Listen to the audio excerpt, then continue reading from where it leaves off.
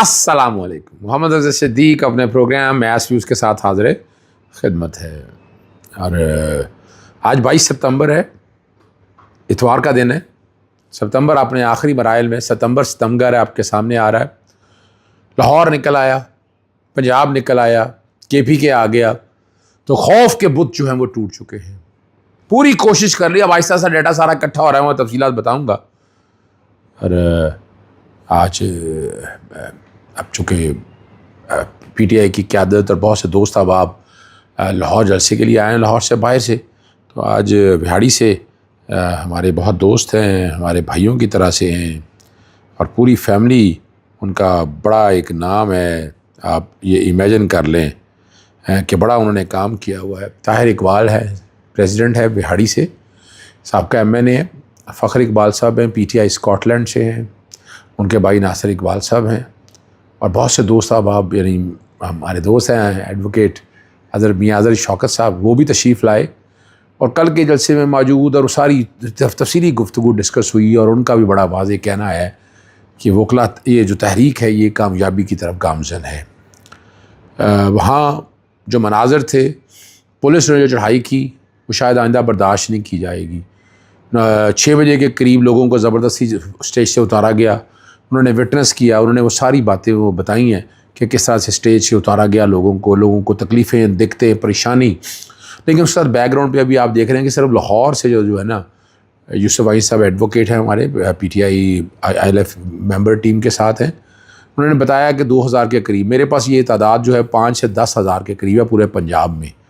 اور بچہ صاحب کی طرف سے اپوزیشن لیڈر شیخ امتیاز محمود اور ان کی ساری ٹیم کی طرف سے لاہور کے یہ باقاعدہ چیلنج کیے جا رہے ہیں. کل ہی جو بھی وڈرا بھی کر لیے ہیں اس کے اگینسٹ بھی ایکشن لیا جائے گا. اب رکا نہیں جائے گا، اب اس بات کو منطقی انجام کی طرف لے جایا جائے گا، جب دل چاہے جس وقت مرضی.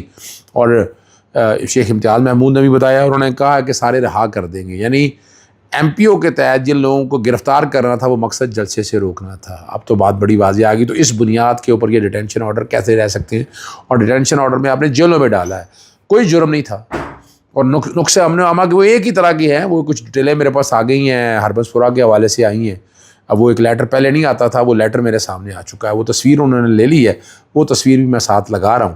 اور جتنے بھی اور بڑی تفصیلات آئی ہیں، یعنی کئی لوگوں کو گرفتار کیا، انہیں بتایا ہی نہیں کہ وہ کس طرح انہیں رکھا ہے، کس طرح پکڑا ہے. لیکن وہ بھی ڈیٹینشن یعنی اصولی طور کے اوپر ان کو بھی نظر بند کیا ہے. نظر بندی آئین کے آرٹیکل 15، 16، 9 اور 14 کی خلاف ورزی، 10 کی بھی خلاف ورزی. آپ نے اریسٹ کر کے 24 گھنٹے کے اندر بتانا ہے. لیکن یہ تو کوئی طریقہ ہی نہیں ہے نا. آپ پکڑ لیتے ہیں، ڈیٹینشن آرڈر دیتے نہیں ہیں اور تفصیل بتاتے نہیں ہیں. یہ ایک نارمل سی ایک پوزیشن آ رہی ہے، اور اس معاملے کو میں سیریسلی لے کے چل رہا ہوں، اور اس کو انشاءاللہ منطقی انجام کی طرف پہنچائیں گے، اس ڈیٹینشن آرڈر کے قانون کو.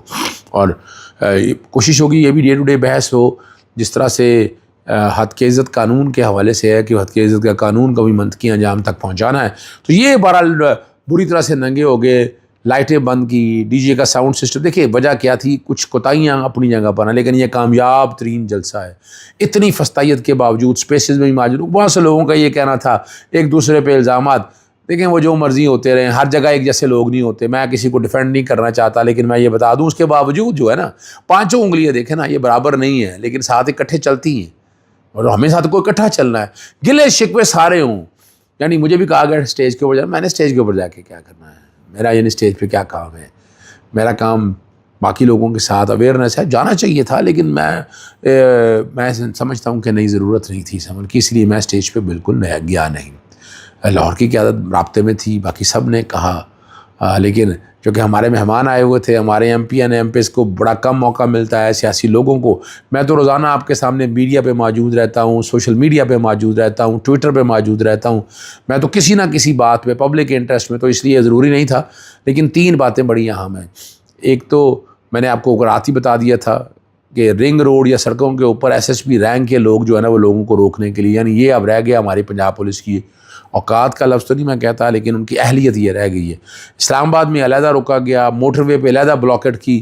تو اب اس معاملے کو اب یہ لے کے جانا ہے کہ یہ تو مذاق ہو گیا. ایک پٹیشن میں نے فائل کر دی ہوئی ہے، اس پہ نوٹس ہو گئے ہوئے ہیں، اس پہ نوٹس ہوئے ہیں باقاعدہ جسٹس فاروق حیدر صاحب کے پاس. اور یہ سارے ثبوت جتنے بھی ہیں، جتنے بھی یہ ڈیٹینشن آرڈر، یہ ساری میں ایک ایک چیز عدالت کے سامنے رکھوں گا. اور کامیابی کے جلسے میں پوری قوم کو مبارکباد دیتا ہوں. عمران خان نے جو بات کہی تھی کہ جلسہ ہو کے رہے گا، اور دیکھیں وہ جلسہ ہو کے رہا. وہ جیل کے اندر بیٹھے اس نے جس طرح باتیں کہی ہیں وہ سامنے ہیں. D G I S I کی تبدیلی کے حوالے سے لوگ بڑی باتیں کر رہے ہیں، اس سے فرق کوئی نہیں پڑتا. میں بتاؤں آپ کو، ہم جو سمجھے بیٹھے ہیں نا کہ بھئی وہ جو پالیسی اوپر سے آتی ہے وہی پالیسی چلتی ہے اور وہی پالیسی چل رہی ہے، تو اس سے فرق کوئی نہیں پڑے گا.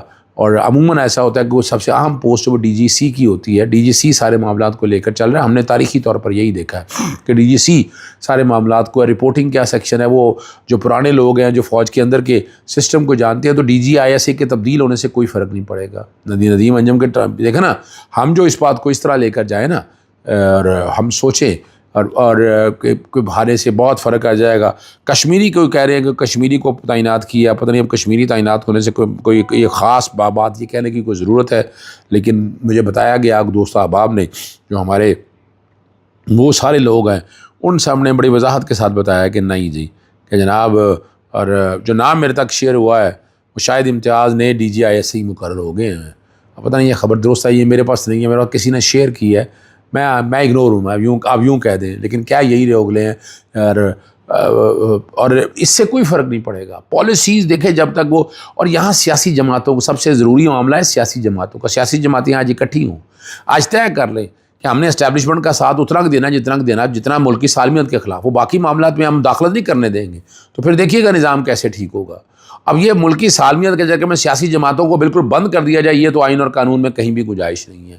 اور بات جہاں آ کر چلتی ہے، چلے میں آپ کے ساتھ ایک بات کھل کے کر لیتا ہوں. اگر آئینی ترمیم ہو گئی، ہو سکتا ہے عمران خان کے معاملات جو ہے نا یہ آگے کی طرف لے کر جائیں، وہ لٹکائیں اس کو. اس آئینی ترمیم سے یہ سارا، یعنی ایک تو دیکھیں اپنا نام جسٹس قاضی فائز کی ایکسٹینشن، چاہے سپریم کورٹ تو معاملہ ختم ہو گیا، یہ میں بتا دوں آپ کو. سپریم کورٹ کے چیف جسٹس قاضی فائز وہ تو چاہے کانسٹیٹیوشن پیکج میں دیکھ لیں، ویسے دیکھ لیں، وہ ہے ہی نہیں ہے. ان کا یہ کانسٹیٹیوشن کورٹ میں لے جانا چاہتے ہیں اور وہاں ریٹائرمنٹ کی ہے. یعنی نظر آ رہا ہے یہ پرسن اسپیسیفک ہے، اور یہ ترمیم میں چیلنج کروں گا واٹ ایور اٹ از. ہم تو چیلنج کریں گے، ہم تو خاموش نہیں بیٹھیں گے اس حوالے سے. آئینی ترمیم اگر پاس ہو گئی جیسے آئے گی تو اس کا مطلب ہے ملک کو اسی فستائیت میں رہنا ہے اور یہ معاملات اسی طرح چل رہے ہیں. آپ لوگوں کو کھڑے ہونا ہے، آپ لوگوں کو اپنے ایم این ایس کا دھیان رکھنا ہے کہ وہ ووٹ نہ دے دیں، وہ امانت میں خیانت نہ کر لیں.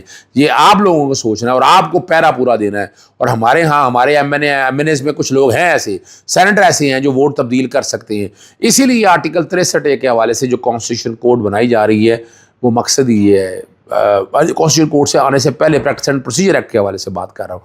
اس کا مقصد یہ ہے کہ آرٹیکل 63A والا کیس لگایا جائے. آرٹیکل 63A میں یہ وہ چاہتے ہیں کہ ووٹ جو آئین میں ترمیم چاہتے ہیں کہ ووٹ کنسیڈر ہوگا اس کے بعد چاہے نکال دیں اس کو.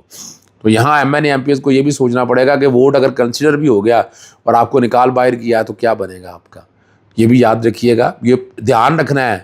یعنی آپ نے ووٹ ڈال دیا تو اگر ترمیم بھی ہوگی، آپ کو جتنا مرضی وہ کہتا رہے، آپ کو پارٹی، آپ کو سیٹیں چھوڑنی پڑیں گی، آپ فارغ ہو جائیں گے، آپ اس سارے کام سے فارغ ہو جائیں گے. یہ میں بتا دوں آپ کو. تو اس لیے یہ بڑا سوچئے گا، سمجھیے گا، دیکھیے گا. اور اس میں پاکستان تحریک انصاف کو میں نے تجویز دی ہے کہ پارلیمانی لیڈر جو ہے سینٹ کے اندر اور قومی اسمبلی کے اندر وہ بڑی وضاحت سے انسٹرکشن دے دیں کہ آپ نے ثانی ترمیم کے حق میں نہیں دینا، اور کل اس کی ڈسکوالیفیکیشن اسی بنیاد پر جو مرضی لالی پاپ دیتے رہے، اعتبار نہیں کرنا کسی پہ. یا آپ ایم این ایس کو اور سینیٹر کو بتا دیں. اور میں بڑی کلیئرلی اور کیٹیگوریکلی کہہ رہا ہوں، وہ صرف اور صرف ترمیم اس لیے کی جا رہی ہے کہ ووٹ کاؤنٹ ہو جائے. یعنی اگر وہ، یعنی یہ نہیں ہو سکتا ووٹ بھی کاؤنٹ ہو اور ڈسکوالیفیکیشن بھی نہ ہو. یہ بھول جائے. آپ کو لالی پاپ بھی دے رہا ہے تو غلط کہہ رہا ہے. آئینی ترمیم بھی اٹھا کر دیکھ رہے تو یہی آئینی ترمیم ہے کہ آپ کا ووٹ جو ہے وہ کاؤنٹ ہوگا لیکن آپ کی ڈسکوالیفیکیشن ہو جائے گی. سپریم کورٹ کا فیصلہ آ چکا ہے.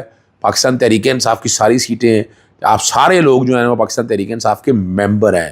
12 جولائی سے ممبر ہیں. الیکشن کمیشن کو نوٹیفائی کرے نہ کرے اس سے کوئی فرق نہیں پڑتا ہے.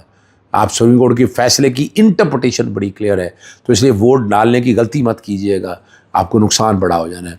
آئینی ترمیم پاس نہ ہونا یہ پاکستان تحریک انصاف کی جیت ہوگی، کیونکہ اس سے چیزیں جڑی ہیں. عمران خان کے قریب ہے. میں نے جنرل فیاض حمید میں نے کہا تھا کوئی ایسی بات نہیں ہے، باتیں بڑی ہوتی رہی ہیں، کچھ نہیں نکلا ہوتا تو اب تک سامنے آ جاتا ہے. وہ صرف اور صرف ڈراوا تھا کہ یہ اپنا پاکستان تحریک انصاف کے لوگ ڈرے رہے. اگر ایک دفعہ معاملہ کھلے گا تو پھر تو معاملے بہت کھلیں گے. تو میں نہیں سمجھتا، اور اگر آپ یہ کریں گے، ایک روایت اچھی ہے، میں اتفاق کرتا ہوں کہ جنرل فیاض جو بے فیضے تھے ان کے حوالے سے یہ چیزیں ساری آنی تھیں. جنرل فیض نے بہت نقصان پہنچایا. میں یہ کہوں کہ نہیں، دیکھیے میرا نقطہ نظر اپنا ہے. وہ ہر فیصلے میں کس کانٹیکس میں نقصان پہنچایا وہ آپ کو 2017 سے موجود ہے. ٹاپ سٹی کا کیس اٹھا کر دیکھ لیں. تو یہ اب دیکھنا ہے آنے والے دور میں کیا حالات ہوتے ہیں، کس طرف جاتے باتیں جاتی ہیں. لیکن جنرل فیض میں ابھی میری اطلاع کیس میں کچھ نہیں نکلا ابھی تک. اور جنرل فیض بڑے آرام سے یعنی وہ بال نکالنے کی جو مثال موجود ہے، آرام سے نکل آئیں گے، کچھ نہیں ہوگا. اور اس میں عمران خان کو نہیں، عمران خان کو اب توشہ خانہ اگر اپیل مین لگ جاتی ہے تو کام ختم ہو جائے گا. مین اپیل لگ جائے تو چیپٹر ہمیشہ کے لیے کلوز ہو جائے گا. توشہ خانہ 2 وغیرہ 3 وغیرہ سارے ختم ہو جائیں گے. اور اپیلیں مین لگوانے کے لیے میں نے ریکویسٹ کی اور میں پوری کوشش کرتا رہوں گا کہ اپیلیں مین لگ جائے. 9 مئی میں ضمانتیں اس مہینے میں لگی ہیں، ہم نے آگے نہیں جانے دینا. ضمانتیں اس سے بحث ہوں گی اور انشاءاللہ العزیز عمران خان اب جیل سے باہر آپ کو نظر آئیں گے اگر کوئی اور کیس نہ بن گیا. اجازت چاہتا ہوں. السلام علیکم. اللہ حافظ. پاکستان زندہ باد.